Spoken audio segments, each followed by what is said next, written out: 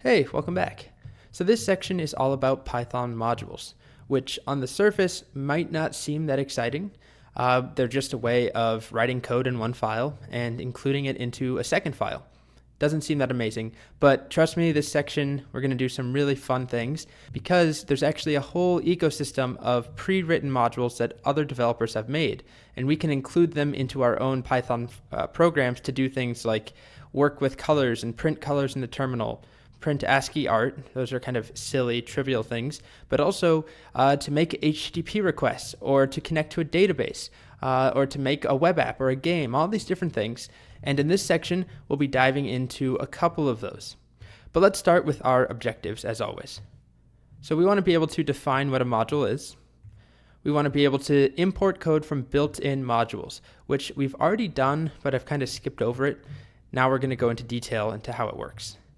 Then we'll see how to import code from other files, meaning we'll be able to define our own custom modules.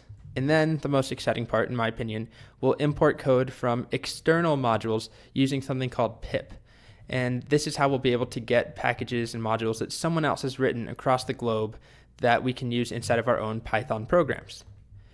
We'll also talk about common module patterns, and then we're going to shift our focus to HTTP requests, the internet, the web, and how Python interacts with HTTP, and how we can actually use the requests module, so a particular module, to make requests to web apps. We'll actually be talking to APIs and getting data back inside of a Python app. So there's that to look forward to, hopefully. That's something that seems interesting.